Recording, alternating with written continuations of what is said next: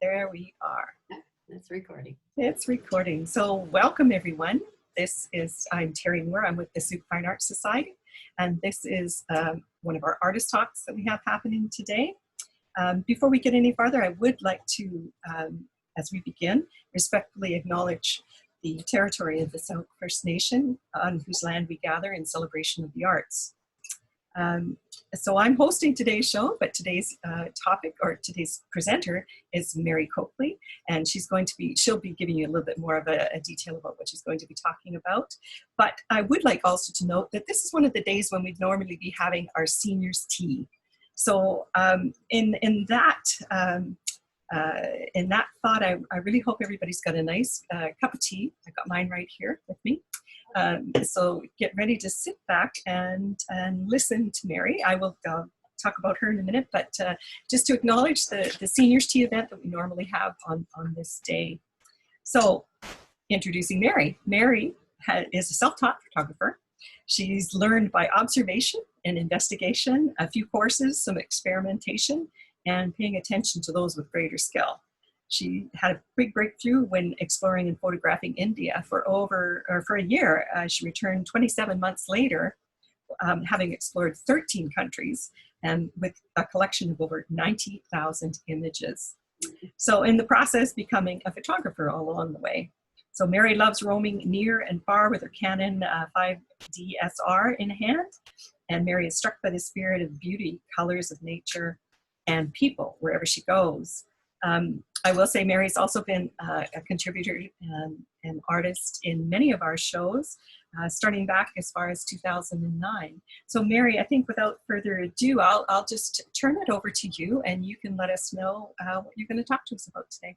Okay. Thank you, Terry. Thank you very much. I want to thank you, Terry, and Jen Hayward for the excellent work that you have done in your vision and courage and endurance to be able to put this virtual show together so that artists like myself and Catherine are able to be seen, Matt Lambert as well in this show. It's just really positive energy to bring art to people when we are so isolated in this COVID world. So I thank you very much. I really, really appreciate that. Our pleasure. Yeah, and it's my pleasure also to be here on the Sauk First Nations traditional territory as I live just down the river from them. And I would like to acknowledge that privilege of roaming about Australia and acknowledging the Indigenous people, some of who we met, and much of their teachings were presented to us along the way, and I'll share some of those teachings. So it's good to be aware on whose ground we're on and what has gone on before us. And so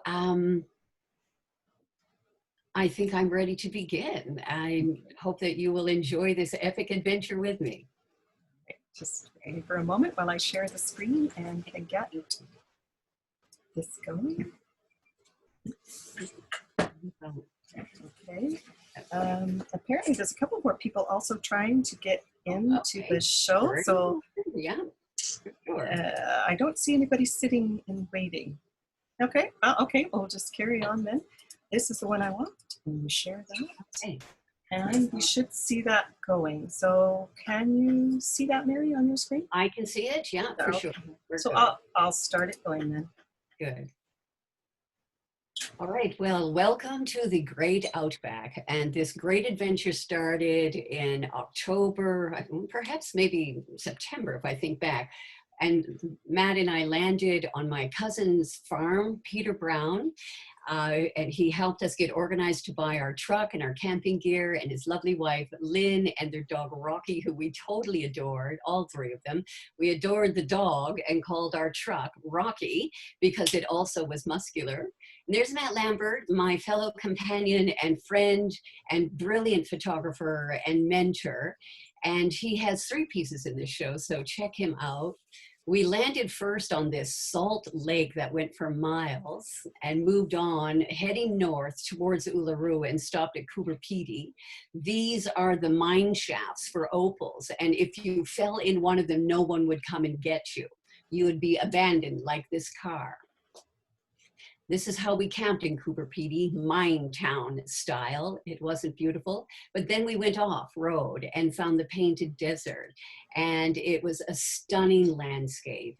There are so many pictures I have of this place that I've yet to put together or show anybody of, so I'm happy to share. Bushfires were on the move, not like they've had in the last year. I was frightened to death, and I was driving this day, and Matt made me stop. I plowed on before he got what he wanted out of the chute. We got to Uluru shortly after that and spent 7 days roaming around this magnificent monolith. And the picture I have in the show is a panorama of 3 pictures. So here's stitching together to make sure that you get your ground level, a point in the picture that will overlap into the next picture as you move along, and then move to the 3rd picture with an overlapping part that will also stay in the scene. And with software, AutoPan Pro, I've stitched it together. Now, this is not the stitched version because I didn't think it would fit in this size, but it is, you know, very similar. Every night we went for the sunset, and every morning, 0500, we were up to drive back into the park for the sunrise, and the light was just like fire. It was glorious, and in fact, it was smoke-filled by, you know, the 2nd or 3rd day. This is the morning view, and in the distance you can see Katak Juta, the other end of the park, which we'll get to eventually. And once our shot was done from that morning light, we would walk around the monolith, which is a 10-kilometer stroll in the heat of maybe 38 degrees. And we would poke into several of the watering holes, stop in the shade to rest, beautiful benches they had laid out here and there. And we just so enjoyed walking around and learning from the different knowledge places along the path. Some of these indentations show you the Dreamtime story of 2 snakes that settled there, a female snake and her children, and a male snake who came along and ate one of the children, and the woman the woman snake duped it out, won the fight, and as the battle repeated itself, she taught the male snake harmony and peace and cooperation in living in the same area. And that's the Dreamtime story of Uluru. The light on this monolith was so incredible as the sun set, and it was a race to get to the viewing point 2 kilometers out for the sunset and getting that rich golden light that, you know, just lit it on fire. But by the time that smoke was building, we were muted out and we could not get that gorgeous red light as we did on the first few sunsets. So we promised ourselves we would come back. Meanwhile, walking around the gardens, it was springtime, things were in bloom. That last ball was a dung ball made by a dung beetle. It was interesting to find our way and learn what the flora and the fauna was and see it in its bloom, its spring bloom. And learn a little bit about what was edible on the land and what was a dessert, such as this flower, this honey flower. Every time we saw a lizard on the highway, we screeched over and took pictures of it or got on our belly if we were out on the land walking about and saw them. They were very good posers. I just love that contrast of the blue and the orange. There were a lot of learning moments, like with these signs, and we were very respectful not to go in or not take photographs of segments and caves where rituals were sacred. And that was really important for both Matt and I to respect those boundaries and honor the people's wishes. And we love the teachings that they gave us and how they lived on the land. We were able to go into this cave and look at a dwelling place where they would have been wintering, and look and take photographs were permitted of their cave paintings. And we learned that these circles were water holes, and if there were lines in between, that was indicative of trails to get to another water hole. And this was a caterpillar. caterpillars were a big feature, which I'll talk about at some point. I'm going to try not to speak to every slide. You can see the smoke haze in the horizon, and when the sun hits into that smoke haze, it is muted out. No longer does that rock glow. We were saddened by that. We've gone to Kakatjuta, which is about 25 kilometers away. And this is about 12 kilometers out of a viewing point. And just beautiful early morning light, first light on the monolith. And we spent a good day out there walking about, capturing the textures.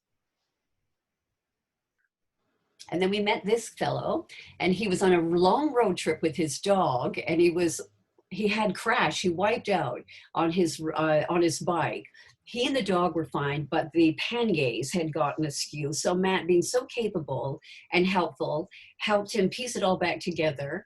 And we saw him and his Triumph and his dog back on the road down this huge long desert track where he was crossing. We're on our way now towards the McDonald Ranges, and we couldn't resist stopping on this big red hill. This is why they call it the Red Desert, because it is certainly red, and in the spring, very lush with so much greenery before it all burns out over the scorching heat. And Matt pulls off the road and says, "This is Kings Canyon. We're going to sleep up there overnight without our tent." I was very nervous about that. I think we slept right about here in the foreground of that mound there. This is what I learned about traveling with Matt, is the unexpected surprises. And as much as I thought I was intrepid, Mary, I found that I was quite frightened of a lot of things, and yet still willing to find my courage and take in and embrace this adventure that we went on and followed along with the ride, because I wasn't going to be stuck in the truck on my own. What I loved about this huge 500-foot canyon that we were, on top of, is that the ripple effect of it once upon a time being underwater. And I marvel at the geology of the land. I wish I was a geologist so I could tell you about it. There's that same cliff face with the muted light. And here I am alive in the morning to take this picture. No spiders, no snakes got me. A cycad, one of the oldest plants on Earth. And we just roamed around and had such a marvelous time. We moved on to Palm Valley, which was our first off-road track down a river, which was all sand. So we had to let our tires down, and we got to this beautiful little valley that was just lush and green. And this guy, this dingo, he really liked Matt. He went right down the river to where Matt was, taking his photos. And we just found them to be so curious. This is a miniature kangaroo, got a real name. We stayed in the McDonald Ranges in a number of places and explored the area, found some rivers to practice crossing. That was a way of the highways in Australia, was a river crossing, never mind a bridge. If you can get over it with your four-wheel drive, then you are on your way. We were lucky, even though it was rainy, there was no flash floods. Matt might have been a bit wet. You can see little swallows' nests there. I had to jump 6 feet up to get that shot in a timer on my camera. It took me a number of times. It was hilarious by the time it was done.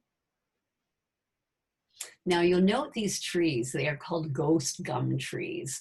And they're very typical in this area and, home to many birds and insects. This one was 300 years old and the biggest in the entire range area. And when this yellow-bellied sapsuckers, I wonder what that noise is. Sorry, I don't know what that noise is either. Is it in your background? It sounds like Rocky the Truck. It does. I'm seeing that everybody is muted except for me and you, Mary. It's gone now, but it's gone now. Very strange. Okay, but that was Rocky the Truck. because that roar is out of place, out of sync. Okay. Here we are in caterpillars. The caterpillar Dreamtime story was one of the mythical god creatures walked along and found a caterpillar and he ate it. And he showed the people that it was foods for sustaining themselves. And that's why caterpillars in that particular area hold sacredness. Now, this big guy is the second largest lizard in the world, and there is one of them that was, following on the track that we were on. It was marvelous to see him. It doesn't really give perspective of how big he was. Carlu, known as the Devil's Marbles, an amazing geological structure of granite boulders. And the Dreamtime story there is one of the great mythical creatures was on a walkabout, braiding a belt. And as he dropped bits of straw, they landed on the ground and formed into these rocks. And when he finished his walkabout coming back through this territory, he spit on the ground and again created more of these rocks stacked on top of each other's. And it was one of the only Dreamtime stories that we were able to know of, that they were willing to share of that particular area. We moved north to Kakadu National Park. And this was the south end of it, and a beautiful waterway that we didn't think the crocodiles would be in this water, but we chose to swim only at the top for our own safety. But we were very aware that we were in crocodile territory, and it was a really big feature for us in Kakadu. And this was the first one that we encountered, and we were on a boardwalk, and he came right up out of the water, snapping his jaws of death 4 times. You can see little legs sticking out of his jaw, and then settled back in the water and burnt. I didn't even think I got those shots because I screamed and fell backwards to get farther away from him. Matt stood steady. And then the next morning on the Yellow River, we took a 6 o'clock in the morning sunrise boat tour through this beautiful, lush, tropical river. So much life in it. Night herons, kingfishers, nervous ducks. He was a happy kingfisher. Oh, Rocky. Here he comes again. I don't know why that's happening. These crocodiles, that's very weird, were marvelous at their ability to disguise themselves. And this river loses its oxygen, and the barramundi fish float up dead before the monsoons come along to reoxygenate the water. And this guy had a free breakfast without any effort. He burped. Beware the water lilies. They may look beautiful, but you don't know what's lurking within.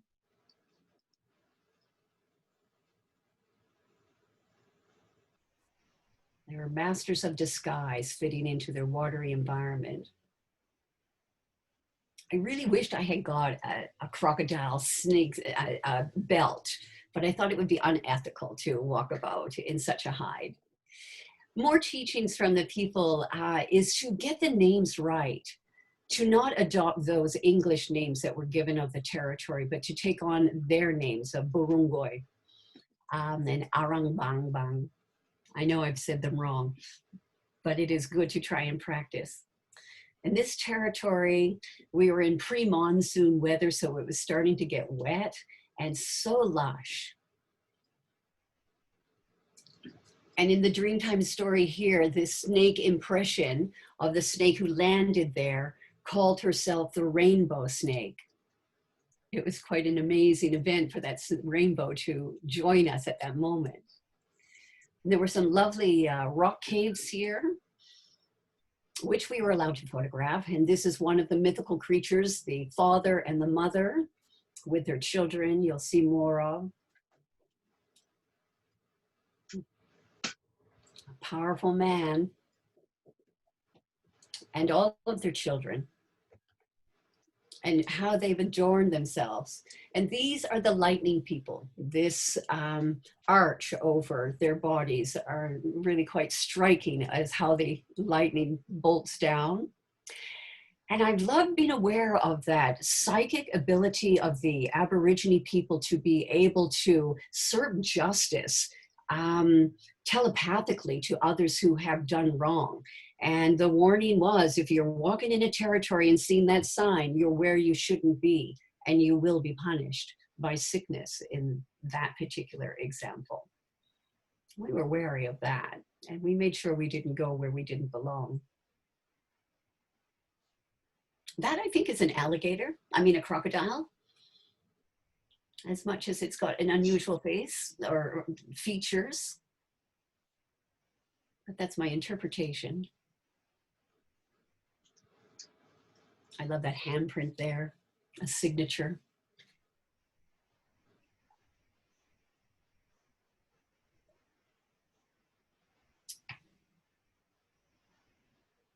And this was a cave, a winter cave, and you can see etched in the stone from their grinding of their grains, how they lived and made their survival go. We're on the road to another riverboat scenic tour, and this was the scenery of what the tour was all about. Trained crocodiles to leap 6 to 10 feet in the air, out of the water for their steak dinner.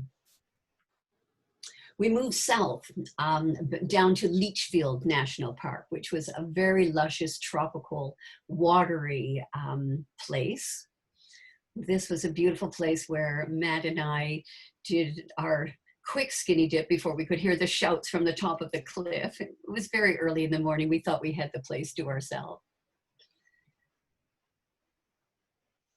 And more evidence of the stone pathways that they had made of all this lovely water indentations into the stone, of, again, evidence of being underground. I just love those.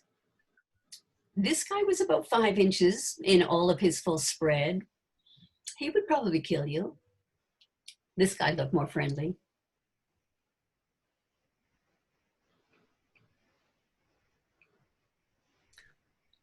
We learned that the termites were complete architects in how they built their homes so that they didn't align themselves with the front-on face of the sun. At Catherine's River Gorge, we hiked 12 miles way up into this area to spend the night, which we did, and you could see the elements of the air of rumbling thunderstorms further away, not on us, thankfully, but at 5 in the morning, Matt woke up from our campsite hearing the sandbank that we were on falling into the river. And we were really, really nervous that there could be a flash flood from upstream coming our way. So we hightailed and stuffed our stuff back into our knapsacks and went. And got on the road to this very luxurious campground with this beautiful swimming pool over a lake district, and then got on our road to get to the Gibb River Road. That was our quest, to get to the Gibb River Road before the monsoons came. And we camped and then parked on the side of the road for 12 hours waiting for another car to come along so we could see how we would cross the river, our first big river crossing with crocodiles. We made it at last on our own, no car came, and on the road we went. It's just a random boulder, a beautiful, beautiful rock. And we camped in many parks. Now, this one was a Devonian reef, which went for about 75 kilometers. And this panorama is, 3 pictures, again, of overlapping each segment of the reef and to the end. And you'll see my hand is always the marker to remind me when I'm editing that that's the end of those slices of territory. We made our way down this dirt road after a major storm hit us, and we near got flooded out. And we made our way to Uluru, this amazing national park that we had entirely to ourselves. And we found this cavern that was, by evidence of the smoke and the fire pits, an indigenous wintering place. And we did ripples in the rock, and that's on the ceiling, not in the water. we had so much fun there. And down on the creek bed, under these crazy bungle, as they were also known, formations, it just was incredible to go down, and we had to drive probably 10 kilometers from our campground every morning for the sunrise and then go back to the sunset. And we were the only people in the entire park. We had it to ourselves. I wish I was a geologist so I could tell you about how this is all formed. It's just one of those stunning places.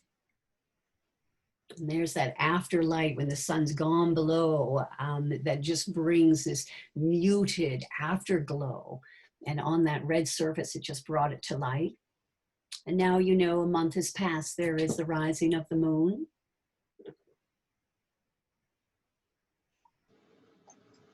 On the road again, heading west. Gonna go back up to the Gibb River Road. A little night stopover at Geeky. Just a beautiful little place. When we get on the road, our quest is to go back up to the northwest corner to Derby, which is very tidal flat, very barren, no man's land. And the quest was all about the baobab tree. And the baobab trees were known in this area, massive, absolutely incredible, leathery trees. This is on the stretch up the Devonian Ridge again. Just spectacular. Bottlenecked baobabs, they're described as quite different from the ones in Madagascar.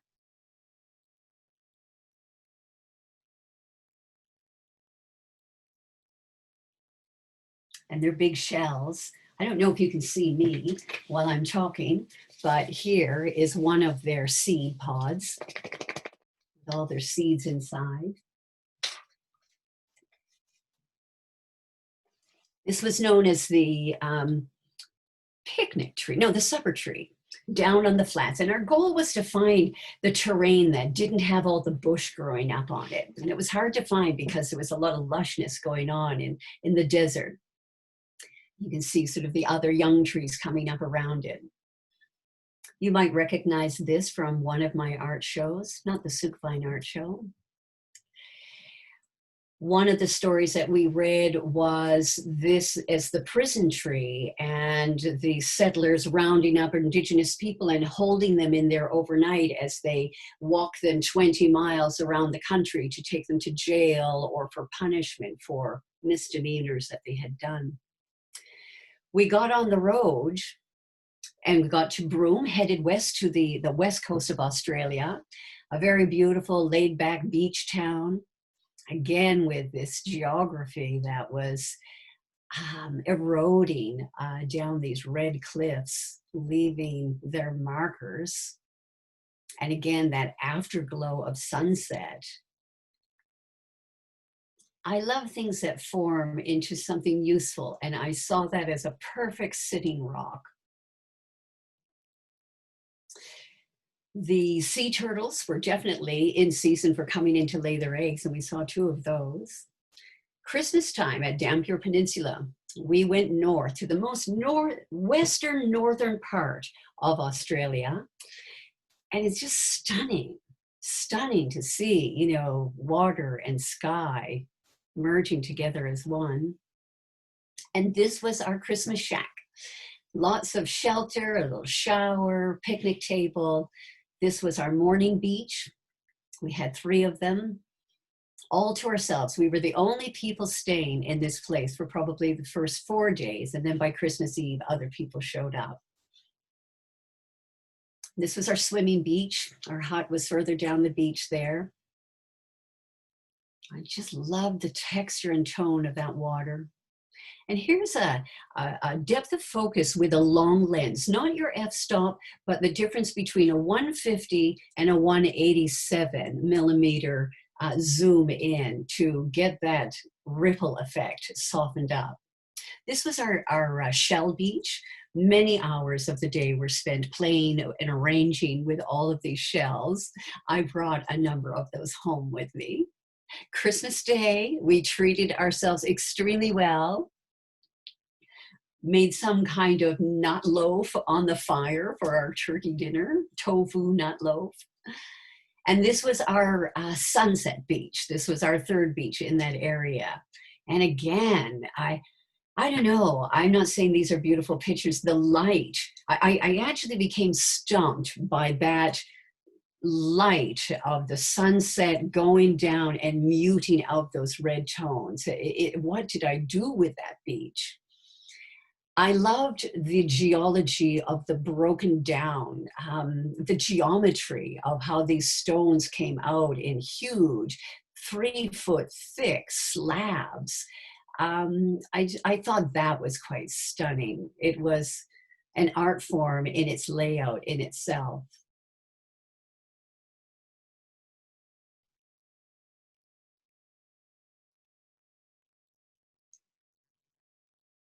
There's probably nothing that, you know, can be done with these images, but just showing you the geography and geology of the land. And in my editing process, I don't enhance my photographs. I simply go to get my blacks as black, the whites as white, and the mid-tone to pop up that contrast. And there's no saturation at all involved. That crab even looks like it's from Australia. We moved down to James Price Point, not far from where we were, just another perspective, another beach, another red cliff that we photographed quite happily, merging into white cliff. And along this path, we discovered that we weren't alone on this planet. We saw signs that maybe had a little bit of a message. And this message was to the Minister Barnett of Energy and Mines not to bring his proposed gas line through Indigenous territory, and setting up with all of the piers in cyclone hit waters.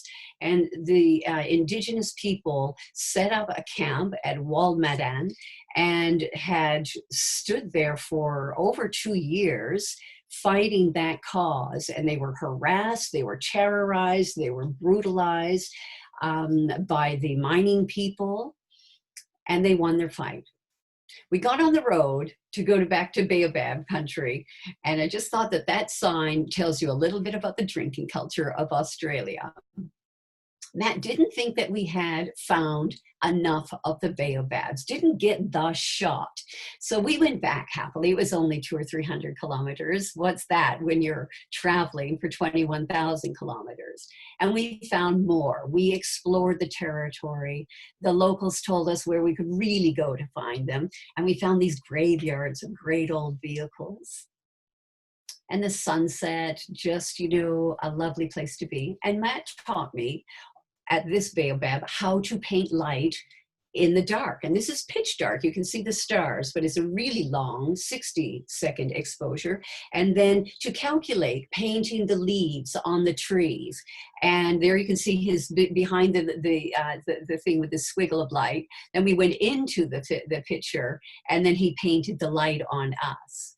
That was a really interesting and fun thing to do. This was the mother of all baobab trees. It was called the picnic tree. And we were sad that people thought that they should carve their initials in there. This was a glorious moment. Kabang! The lightning god was with me on that shot. I was open for a long exposure, and we got that one moody lightning snap. I was so happy about that shot. The long road to Ningaloo. We left the Baobab country, came back to the West Coast, and we traveled south. And in this one place, the only watering hole was where the emus lived. And when they saw that we were out at the tap filling up our water jugs, they came right out and waited patiently for us to finish. And we left enough water to fall into the puddle there, and they brought their babies. I think these guys were waiting their turn as well. We stopped traffic to let this guy cross the road. Isn't he sweet? And then we got to the coral reef, the coral coast, and we're inside the coral reef, which you can see on the edge of the horizon there. And it just went for miles, and we snorkeled in the current, photographing underwater on our underwater camera, which I don't have any of those photos to show you. It was so much fun. And then we moved on, and we were going to do some exploring around this canyon, but we were being followed by Cyclone Iggy, and we didn't want to get caught down there with any flash flooding, which was really what would happen. So we just stuck to the coastline and photographed it and enjoyed the energy of that cyclone that followed us all the way down. Further down, we found this pink lake. It was a salt lake. It was most amazing, the vibrancy of that color. I happened to be wearing pink that day, so one had to have a picture. And then the pinnacles. This is a geological mystery that even geologists would not be able to tell you what it's all about. This is no coloration adaptation whatsoever. It was yellow and these formations out of the ground, and they illuminated the atmosphere. Those, when we looked back as we were moving on, the clouds were filled with the yellow of that sky, of that ground. It was a mystery. We moved on past Perth, a short visit with Matt's cousin, and then went to the very south coast and found a forest, which we were ever so pleased about. And this is a Kerry forest, massive 70-meter tall, huge trees. Again, why do people carve in them? This tree was a fire station for fire watch, and we climbed this 70-meter tree on this rickety pole system and got to the platform at the top. And we looked above the treetop like Bilbo Baggins did when he was on his journey with the dwarves. We didn't see this fire brewing not 20 kilometers away when we drove on. This guy looked like he just came out of evolution, the first to crawl out of the sea, don't you think? These were our campmates when we got down to Esperance in Lucky Bay. And this was again on the Southern Ocean in a beautiful, beautiful terrain of sand and brush and granite. And we absolutely loved staying there. I think we stayed everywhere for a minimum of 7 days before we moved on. And it was all about the photography for Matt and I. Sunrise, sunsets, and lounging during the day and enjoying a good swim in the bay there. It's just ancient old geology of granite, smoothed by the elements. Probably glacial, because of being on the Southern Ocean, close to the Arctic. It would have been cold way down then, and they did have an ice age at the bottom of Australia.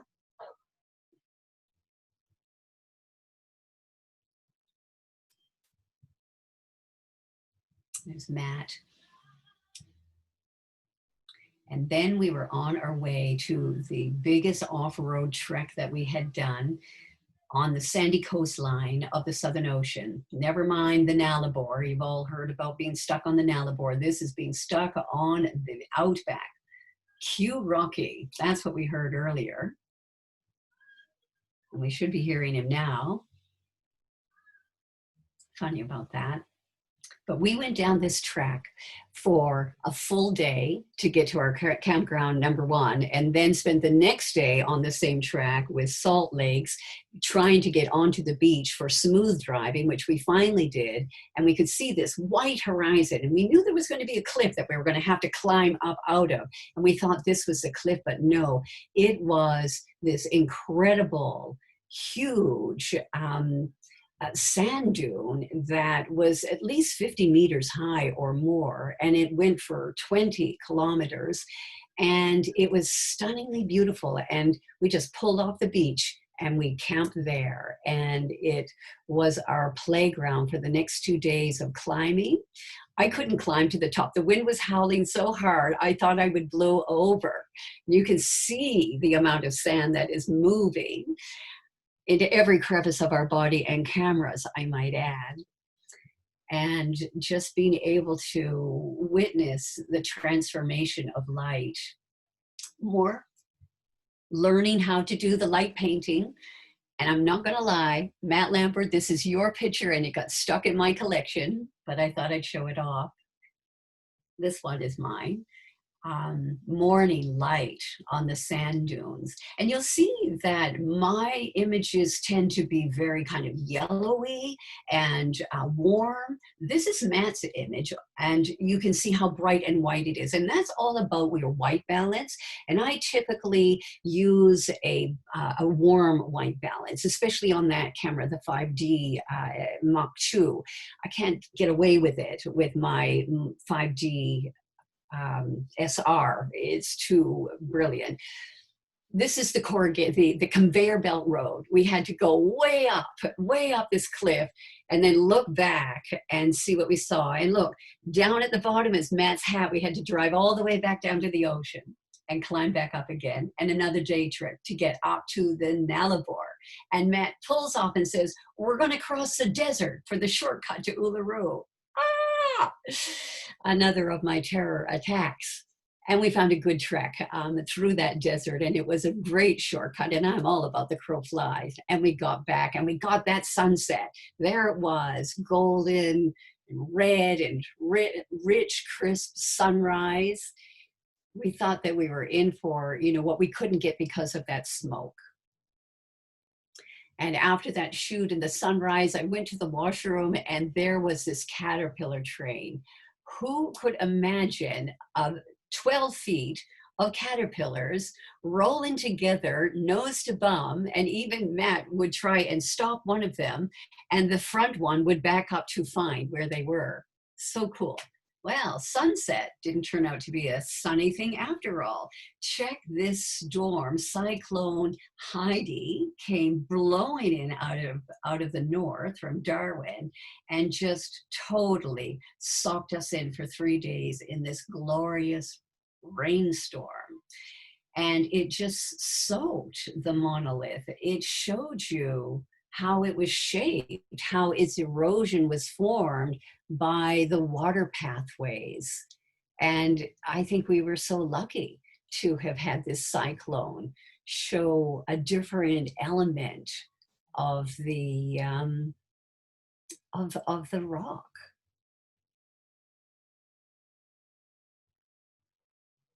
We stayed out in the rain for days shooting that. I loved those clouds scraping their bellies on the top of the monolith. All the water runoffs. Eventually our cameras got so wet they couldn't shoot anymore, and we were really worried we might have ruined them, but a good drying out solved that. They were okay. Now, in the dry spell, I took this shot. I love the corner. And then with the rain and the waterfalls, I took that shot, which you might recognize from a previous fine art show entry, and this one as well. And I love the cascading of hearts, which were very symbolic for us. We moved on and we went back to Alice Springs, where we were going to sell our truck, our camping gear, and move on, leaving the end of our journey in Australia, and they were totally flooded out. And here we were having our illegal yard sale. We got busted by the cops. Matt flew off to go surfing in Bali, and I flew down to my cousin's farm, return a few things that they loaned us for the trip, and then I flew off to New Zealand to do another walkabout on my own. And that's the end of this slideshow. And I thank all of you for coming out for the walkabout with me. And I totally really appreciate that you spent your afternoon with me. There were so many more pictures. I think when I started editing the show, I opened up that file and I had at least 18,000 pictures of Australia alone. And then I had to narrow that down to just under 500 for this timing of a slideshow. And I think that we have time, a few minutes, for questions, if anybody would like to give you feedback or have something to say. We do, Mary. I'm just unmuting everybody now so they can Okay. ask some All questions right. if they would like. But please let me say how wonderful that slideshow was. You really brought us to where you were on the trip with some amazing images and some wonderful description of it too. I really appreciate that. So Thank you. thank you.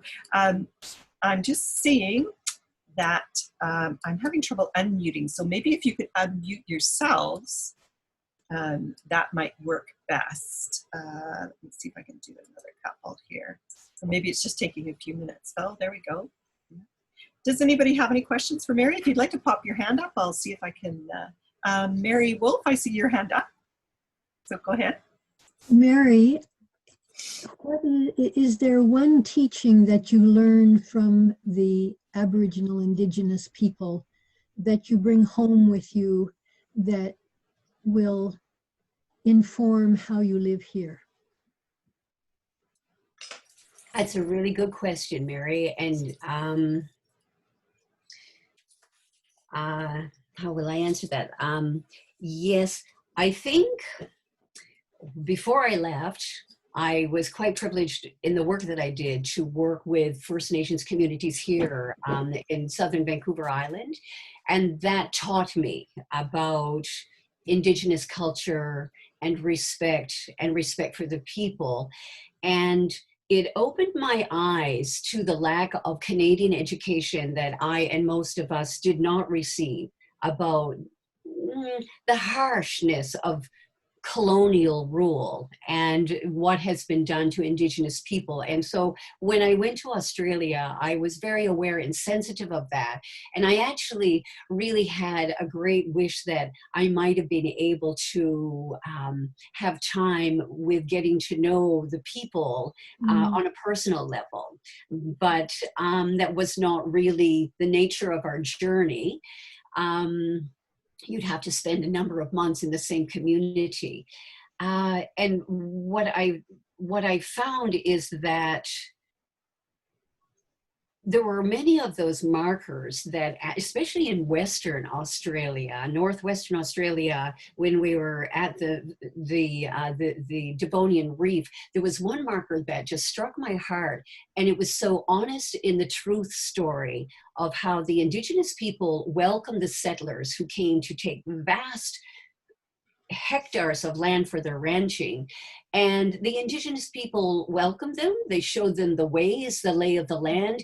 And then they asked them to not go to one side of the Devonian Reef because it was their sacred territory and it's where their rituals were. And that's all they asked of those settlers. And the settlers were so disrespectful and they just wanted to take everything. And as a result, the leader of the Indigenous people retaliated to fight for their land. And the retaliation of the white settlers was to massacre so much of that community. And this was all told on a storyboard sign, similar to the signs that I had shown you. And it was put there by the park officials. And it was the story that was told of what went on in that land. And it was brutal and it was harsh, but it was truth. And I looked at it with amazement to think that, does the government and the people of Australia own any of the responsibility and hold remorse and shame for how they went about taking over that land? Or do they put that up there in arrogance to say how they fought for the land and taught those Aborigines a lesson? And you could read that sign either way. And I'm really grateful that the sign was there so that I could take a look at the truth of the history and be more compassionate to the Indigenous plight. And it is the same in Canada. So I am more sensitive that when we have issues that do not respect Aboriginal rights, I am welcoming the opportunity to stand beside them and fight the government to protect their land, to prevent these gas line, encroachments, for corporate greed, which is how the land really has been shaped. So I guess, Mary, in my long way about it, is I have profound respect and compassion for the struggles. And if there's any way that I can help share, bringing maybe education and enlightenment for us all to look differently and embrace our neighbors in a better way. That's Thank what you. I bring back. Thank you. Thank you. You're welcome. Thanks for that question. It was a good one. And I see, is it Anna with your hand up? Yes. Yes, hi Anna. Well, first of all, I want to say after finishing watching the presentation, I felt sadness in my heart, in my very warm heart, sadness that's ended. Oh, phew, that's a good sign. Yes, incredible art, incredible education about the continent and the people, incredible sensitivity, and fantastic lecturer. Oh. I just enjoyed all you. the comments of each of the pictures, which were really right on, with the right information. No, thank you. Amazing colors. So I'm thinking, wow, there are probably so many painters in Australia, because it's so difficult not to be inspired by the beauty of this natural environment. And really, what a fantastic job of whoever did it, God's hands or not.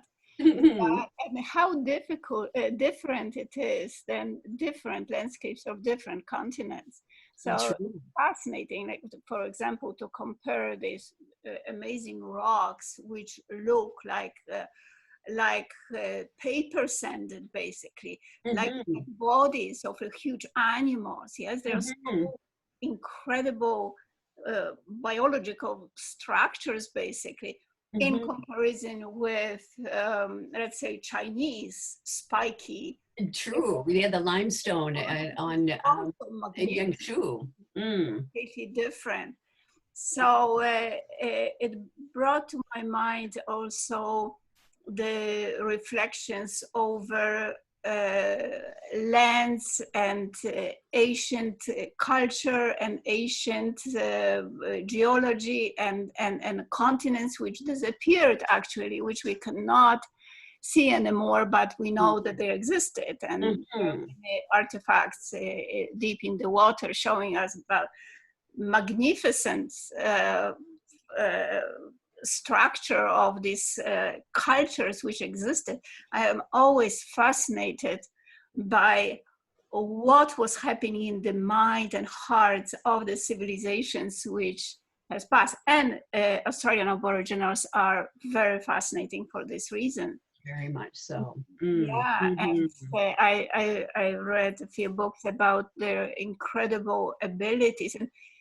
And as you're saying, it's really looks like these European people and white people all together, they're really bastards. And wherever they showed up on continents, wherever, it will be Africa or America or whatever, they just grabbed everything, such a greed and cruelty. And where does it come from, this amount of evil in this white population?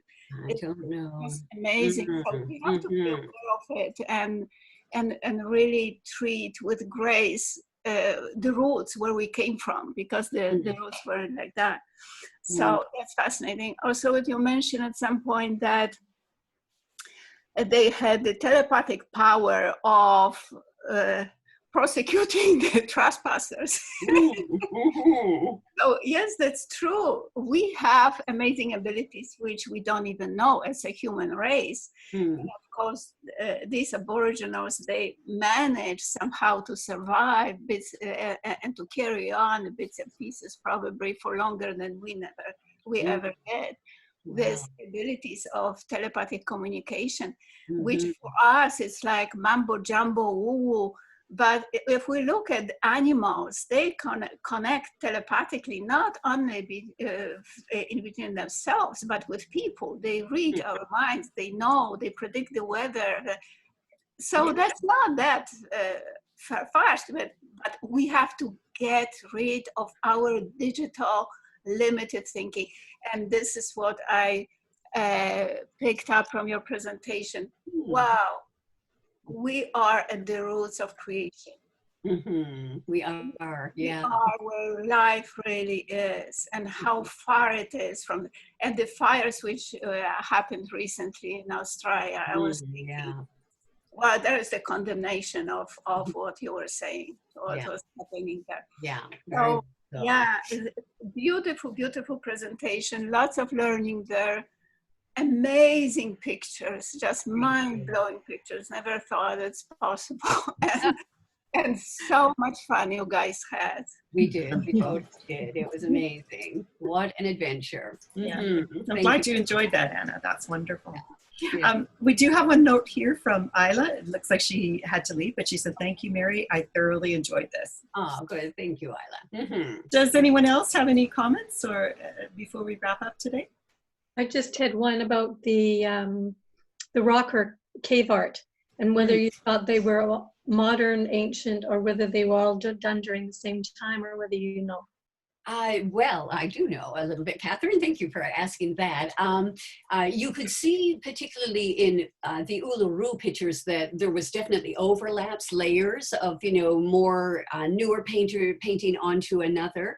And if Matt is, still, joined with us, he will tell you of his own personal experience when he went to Australia 19 years before we did, and did a walkabout and got stuck in Alice Spring, and then did get to meet Aborigine people and went on an invitation into their community and was taken to their sacred caves. And I think this was Matt's story that, they were looking at the caves, and there were a group of people coming in to look at the caves, and in comes an Aborigine man with his ochres, and he sits down in front of them and he starts painting over them. And the people are crying out, "What are you doing? Those are ancient, cave paintings." And he looked at them and he said, "Well, look, fellas, how do you think it ever got on the wall?" He says, in order for you to enjoy these, sacred paintings, we have to refresh them from time to time. And that's what we've always done for 60,000 years. And it was just sort of one of these funny moments of people who are in awe of the sacred and have this person walk in doing, cave art maintenance. So you do have that, it's part of their duty to keep the stories going by repainting them. And you can see what the power of erosion is over that landscape that, you would have to, refresh those paintings. Some of them look very fresh. That's fascinating. That's what I have been taught. Thank you. Yeah. Well, that's wonderful. If there's no other questions, do I see anybody else wanting to ask a question? Can I just give one other about story? And this is a Matt story. I don't know if he's still there, but he could tell it better. But it is one of his stories that when he was with the people, they had told him that, yes, he could come into their sacred caves and he could take photographs while he was there. They had no problem with that, but just said, don't ever show these pictures. And he totally got that, and he has a collection of images that nobody has ever seen. And then he heard the story that a National Geographic photographer came in, buddied up with them, asked to come into their sacred caves and take pictures. And they said, sure, you can come in, but don't ever show them. They're not to be published. These are sacred.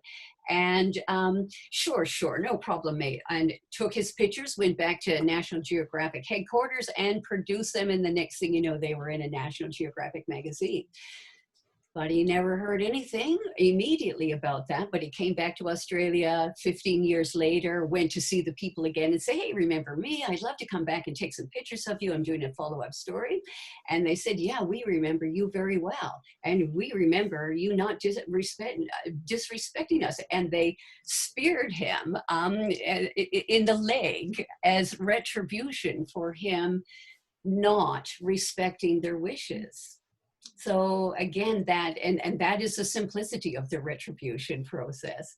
I thought that was quite interesting. And knowing that story, both in Uluru National Park and Kakadu, when we had to register to get into the park area, they were very clear that professional photographers needed to have a permit to be able to go in. And being as this was the quest to become a professional photographer, I insisted to Matt, the professional photographer, that we go and get our permit. And we had to pay some amount of money in both of the areas in order to be recognized that we were there as professional photographers. So beyond, you know, if I was to go into publication of any of these images, I would have to take that specific or cluster of images and go back to the national parks, to their council of elders, and they would review those pictures and determine if they were offensive to their sacred requirements, that these were not pictures that they wanted to be shown.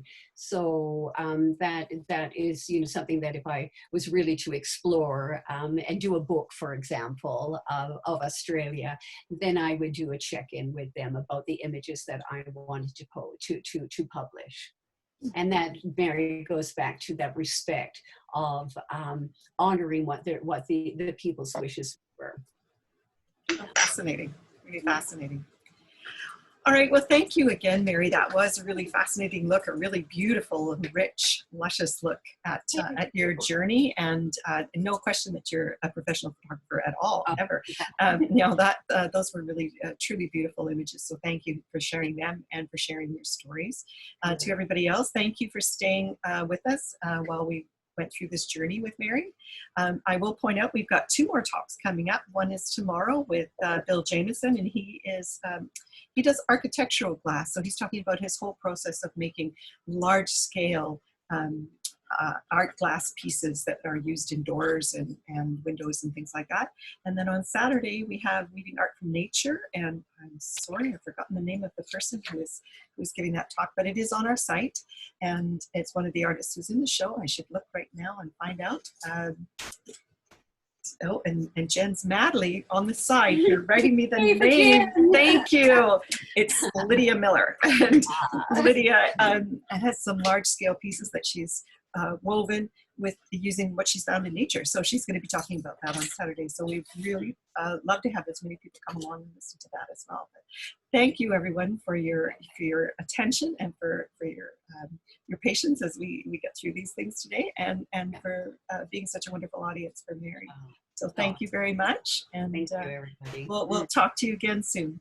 You bet. Okay, thank you. Bye-bye. Bye-bye. Thank you for joining me. Bye-bye. Bye.